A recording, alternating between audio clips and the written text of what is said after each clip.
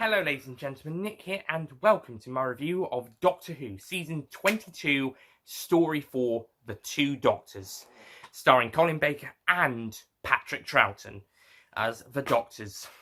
So, Two Doctors, brilliant story, absolutely brilliant story. This story sees the second Doctor and Jamie go to this station on behalf of the Time Lords, kind of a bit of a continuity mess around this point, and it was originally going to be the first Doctor before Richard Turndale, who played the first Doctor in the Five Doctors, passed away, and so they brought and Patrick Troughton was interested in returning, so they wrote the second Doctor in just as well. It's the Two Doctors. It's just as well they have the second Doctor. Yeah, but it does feel a bit out of continuity. Now, there is some people say that the grey hair comes from the point in time with the second Doctor between the War Games and Spearhead from Space. There's this whole Season 6B stuff in expanded media and this whole extended timeline before the Doctor regenerates. And let's not even go into the devious fan films, which kind of goes as an adventure in between, during the regeneration, I should say, a midpoint between the second and third Doctors, and you get a 2.5 Doctor. However, the second Doctor kind of implies that it's taking place during Season 5, with him and Jamie commenting on Victoria going off somewhere to do something, I can't remember what, and Jamie wants to know if they'll ever get back to her. So this does imply that it's actually taking place during Season 5. Maybe we can just take the logic that that Time Crush had with the fifth Doctor being older. Maybe we can just use that logic. Plus, the second Doctor was looking a bit older in Five Doctors, although that one would sit well with Season 6B continuity due to his what he says to Jamie and Zoe in that scene. Fraser Hines also looks a bit older, but still looks like Jamie's, and both of them do fantastic jobs in their role throughout the story. Anyway, so they go to this space station to talk to Das Starry on behalf of the Time Lords. An incarnation or two early, don't you think, JNT / Robert Holmes? But still, the Doctor and Jamie try to talk to Das Starry about the Time Lords being a bit worried about some scientists having the ability to time travel, and soon they are invaded by Sontarans. We haven't seen them since 1978. Where have they been all this time? But yeah, the Sontarans make their return for the first time since 1978's The Invasion of Time at the very end of Season 15. Yeah, like the Daleks, they've had the Cybermen, they had a long break, and they'll have another long break until 2008. Minus a cameo in Dimensions in Time, I think. I might be wrong about that. But yeah, they return, Sontarans, and they're working with this androgyne named Shasini, played by Jacqueline Pearce, I believe. I think that's who plays her, who I think is a Blake 7 villainess, and of course she would later go on to be a character in the War Doctor and early 8th Doctor Time War audio adventures before her sad passing. Yeah, Jacqueline Pearce. Yeah, she's absolutely amazing as the villain Shasini. She is such a great character, and she has an absolute amazing. She's absolutely amazing in the role, and Shasini's such a great character. She's a androgyne that Das Starry's done some experiments to, so she's a bit more human in a way. And now she's got this ambition to kind of, I don't know, have the ability to time travel and rule the universe or something. She's helped by another androgyne named Shockeye, who his favourite subject is food. And to be honest, Robert Holmes wrote this story as an allegory for meatitarians, displaying Shockeye as kind of like a nasty butcher. He's obsessed with meat and tasting flesh, like human flesh, rat flesh in some cases. And he does talk about human flesh being quite white, and so I'm wondering what he would think of black flesh or coloured flesh, human flesh, if he ever saw them. They're in Spain, after all. They're not 100% white. They're probably tanned, or at least a light tan. Later in the story. But yes, the Spanish locations are amazing. Funnily enough, they were supposed to go to New Orleans, but when they weren't able to secure a filming location in New Orleans, they decided to go to Spain instead, South Spain, as I managed to look on the map. And yeah, not south enough to be on the coast, but South Spain. But yeah, absolutely amazing, and the filming on location in the city is also really good. It's also really amazing, but the stuff at the house is wow. But yeah, anyway, the Sontarans kidnap the second Doctor and Dastari, although it seems that later on Dastari went at his own free will, so that they can take something out of the Doctor that causes him to have a symbiotic relationship with his TARDIS. And they want that as their ability to time travel, and so Chesini, Shokai, Dastari, and two Sontarans, who I have to make one major criticism about the Sontarans in this story. Whilst I like the Sontarans, the attitude's quite well, I think the actors do a good job, and I absolutely prefer them to the Invasion of Time Sontarans, and the faces, they look a little bit better than that, and the acting is way better than that story. But there's one massive problem with the Sontarans in this story. They're too fucking tall. The Sontarans have always been, apart from in this story and fixed with Sontarans, but apart from then, they've always been short. They've all the third Doctor describes them as nasty, short, and brutish, or warlike, and I think that's something we get done really well in the new series, with all of them being very much clone race, and they look very similar. Maybe some CGI in there to help, but they certainly get shorter actors in. Why didn't they get Neil Shaban in? He was great in Vengeance on Varos. He was absolutely brilliant. Why didn't they get him in as a Sontaran? That would have been fun. And Christopher Ryan, who's in the next story with Sil in Mind Warp, he will come back to the show for Sontaran Stratagem, and also for Sontaran Stratagem and Poison Sky, and then again in Pandorica Opens as a Sontaran, two separate Sontarans, one for Sontaran Stratagem and one for Pandorica Opens. But he comes back, he's amazing. Why don't you get those two guys in as the Sontarans? The guys we get here, great, but they're too fucking tall. Or at least position the camera to make them look shorter. They're too tall. This is Sontarans we're talking about. They're not Ice Warriors, who were supposed to be in the next Sil story, but that's the original season 23 story with the return of Sil before it got cancelled. So the next Sil story that was happening in season 23 was Mind Warp, which did star Christopher Ryan. But yeah, these guys, they're just too fucking tall. I think they're even taller than some of the Cybermen from Attack. That's my only complaint about the Sontarans. I think the heads, the classic series heads, are fine, and the actors do a good job, and they just about manage it. Through the masks, I certainly prefer them to the Invasion of Time actor and the Invasion of Time mask. That was just a horror. Invasion of Time was just a horrible mask, and the actor. Some people considered him a great actor, and that he extra on the Invasion of Time DVD, but no, he's easily the worst Sontaran actor. At least this story has some good Sontaran actors. It's just a shame they're too fucking tall. The best Sontarans of the classic series is still Lynx and Kevin Lindsay, who plays him, and also two Sontarans in Sontaran Experiment, although the masks are a little bit different. But still, Kevin Lindsay's still the best actor of the Sontarans pre the new series. When we get to the new series, it's Christopher Ryan and Dan Starkey, of course.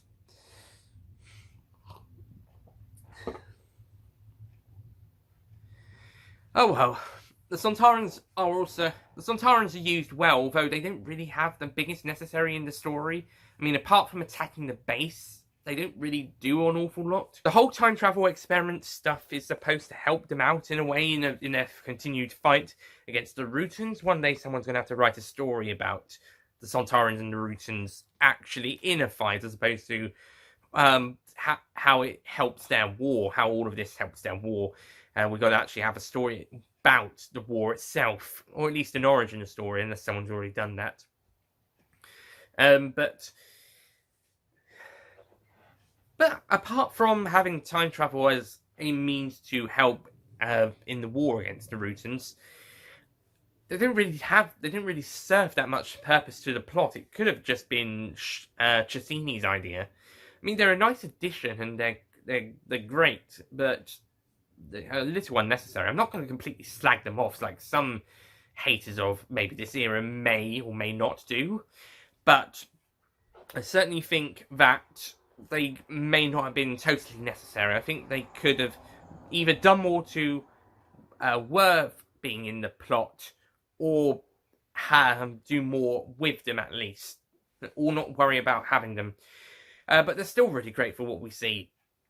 Also, other great side characters, we get Oscar and Anita, who... Oscar is a Englishman, an English actor who has upset some British tourist board or something, some people in the UK, and he's now helping a friend at a restaurant in Seville, the city in Spain nearby, and he's managed to get the acquaintance of the lovely Anita, who was the daughter of a former servant at the big house that they have in the story. And there's also the Doña Arama, who lives there, but she's killed by Shokai. Yeah, I know she's old and she has weak bones, but a tap to the neck does not kill people, Shokai. Yeah, the people making these stories seem to think that just a bash to the neck kills somebody. In fact, he actually knocked Perry out the same way, and she's still alive later on. So is it just the fact that this old lady has broken bones, so he's able to break her spine by tapping the neck, just like... And the Cyberman in Attack of the Cybermen was able to kill Russell by hitting him on the neck, and therefore his neck would break and he would die. In that case, it took him a few seconds to actually fall to the floor and die, but... Yeah, come on. And yeah, Benji Clifford brought up the whole knocking people out with a simple hike in a 5 Who Fans video from 2012, the karate chop. And not necessarily by the Doctor, just anybody knocking someone out just by a chop to the neck. Yeah, it just feels a bit strange. But anyway, Oscar and Anita, they're good characters, they're fun. It's a bit of a shame seeing Oscar killed, and the way he's killed. Yeah, this story has violence that's necessary to the plot, like Attack of the Cybermen, Vengeance and Varus, and to a smaller extent, Mark of the Rani. However, there's also the first use of unnecessary violence in a Sixth Doctor story, and I can see why people would have complaints about that. Because Shokai just straight out murders Oscar just because Oscar's saying, you have to pay for your food. And Shokai's like, your whining infant is doing something to his digestive juices, kind of getting him pissed off in a way. And then he just picks up a knife and stabs him. For literally no reason. I know Oscar's a bit of a whiny character and he's going on about, oh, you've got to pay. But yeah, there was no reason to literally kill him. In broad daylight, in front of everybody. Literally no reason. And the Second Doctor is asleep, so he doesn't do anything to help. In the Sixth Doctor, he doesn't arrive on time to save him. So there was literally no reason. That was the one uncalled use of violence in this story. At least with other uses, the Sontarans attacking the base, that was for the story. The Shokai hurting Jamie and Perry, and that was all and trying to kill the Doctor, that was all part of the story, all part of the character. And the Sontaran and Androgam double cross, as the Doctor puts it. That was all great. That was handled well. For what use the Sontarans had, and the Doctor did trick the Sontarans all really well. But the one use of unnecessary violence, yeah. But there is one use of unnecessary violence, and that is just... The rest of it is necessary for the story, or for the characters, but apart from that... But that bit is just... That's uncalled for. That is uncalled for. At least Oscar gets a great final scene, and the actor does a fantastic job in the role. But it was uncalled for. Oh well, Shockeye gets his just desserts when the Doctor killed him with cyanide. And before anybody complains about that, the fourth Doctor killed Dr. Solon with cyanide gas in Brain and Morbius. Yeah, the sixth Doctor literally physically smothers Shockeye with cyanide. With cyanide right in front of his face. He literally murders him right there and then. But it's not the first time he's used cyanide to kill someone, even if he wasn't directly responsible. Brain of Morbius, he kind of was, but he wasn't smothering Solon. He was putting him through the gas. But it's not. This isn't the. But whilst you could argue that the Doctor does physically kill someone outright, it's not the first time he has killed. It's not the first time he's killed someone. It's not the first time he's used cyanide to kill someone. So, yeah, I can see why some people might get upset, but I just want to point out it's not the first time. It's the first time he smothers someone with cyanide, but it's not the first time he's used it. It's also not the first time the Doctor's killed. See the previous two Sideman stories. And also Warriors of the Deep with the Coryllic acid. And speaking of which, there is a kind of a gas thing that sort of infects the Sontarans here and kind of starts having them the green goo, and it's a bit strange. Yeah.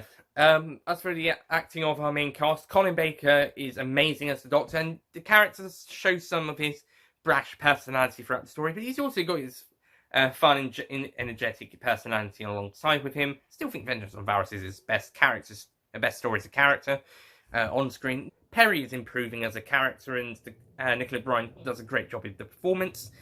And her and the Doctor's interactions throughout part 1 is really enjoyable when they're investigating the attacked laboratories. Great chemistry, great work there, and absolutely brilliant. And the two get on really well throughout the story, and also with the addition of Jamie, that's all great, and it just has some nice little tie-ins and just works really well. The Sixth Doctor's monologue in part 2 about when he thinks time is collapsing after he thinks he's dead until he realises it was all a trick. That monologue was amazing, and well done, Colin, and just some really great stuff for that story. And I love his description of the Gumballjacks. That was really well written. Yeah, the fishing stuff is quite fun in some places. So yeah, two Doctors. On the whole, this is a brilliant story with some great characters, fantastic locations, but there is some issues with it. For starters, the Sontarans too bloody tall, and they don't really serve that much of the story. I mean, they get some good uses throughout, but not huge necessary to the story. And also, there is at least one scene of unnecessary violence. There's quite a bit of necessary violence, but there's one unnecessary violence, and that wasn't called for. But besides that, fantastic acting, fantastic characters, great location work, some great set work as well. The story is brilliantly written, and despite being 3 parts, it's still a good moving story. It's quite good, well paced, and got some really great stuff, and it manages to work the second and sixth Doctor storylines well together. Although when we do open on black and white, it does look a bit awkward, especially when it does transition back to colour pretty quickly. But still a nice touch, I guess. But yeah, on the whole, The Two Doctors is a brilliant story, and I highly recommend checking it out. So I'm going to be giving this story a 9 out of 10.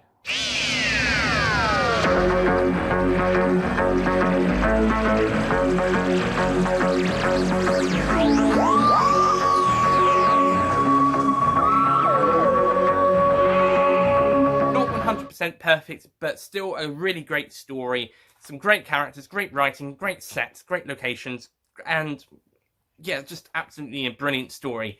And I think this possibly could be my second favourite Sixth Doctor story. It's still Vengeance of Varos, right after Attack of the Cybermen, of course. So yeah, fantastic story, and there are plenty of fans of this story. So yeah, like Vengeance on Varos, there are plenty of fans of this story. Hence why it's one of the 2 most popular stories of the Sixth Doctor era, with Vengeance. So yeah, Two Doctors. Now, apart from Twin Dilemma, throughout this era, there hasn't really been that much bad writing as far as for me anyway. I know lots of people complain about the bad writing of the stories in this era, and whilst apart from maybe some character traits of the Doctor and Twin Dilemma, of course, haven't really been experiencing any bad writing in the Sixth Doctor's era so far. However, things are about to change with Time Lash, the next story of the season, and I think I have to rewatch it, of course, but I think this may be the story that besides Twin Dilemma, that people will maybe parts of Trial of a Time Lord, that people will point to for saying there's some bad writing, quite a bit of bad writing in this era. So, yeah. But we'll see how it goes. Next time, Time Lash, which I'm predicting to be my least favourite story of the season. Which I have already watched it at least once, maybe twice. So I think it is my least favourite of the season, but we'll see after the rewatch. But yeah, next time, Time Lash. And I'll see you guys then. Goodbye.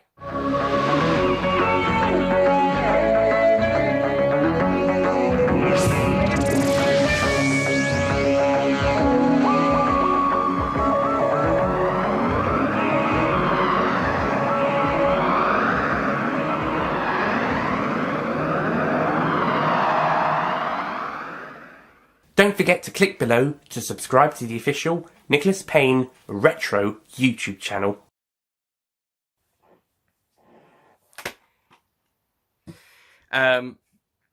But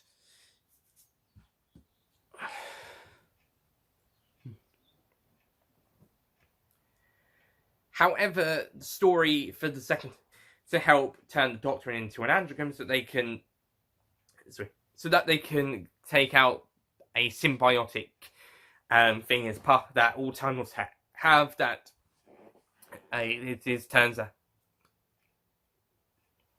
was bad. I don't care what people said in a behind the scenes featurette, because I don't care what people. I mean, they're supposed to be the whole time. Oh, fuck's sake.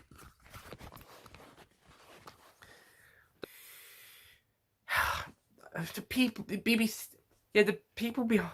I think he knocks out Jamie that way, and not kills him, knocks him out. Or Perry, I think actually Perry. Actually, he knocked. In that case, he took him a bit of a see several Cyberman stories before. Nicola Bryant is improving as Perry, and the actress. Nicola Bryant is improving as the character. Excuse me.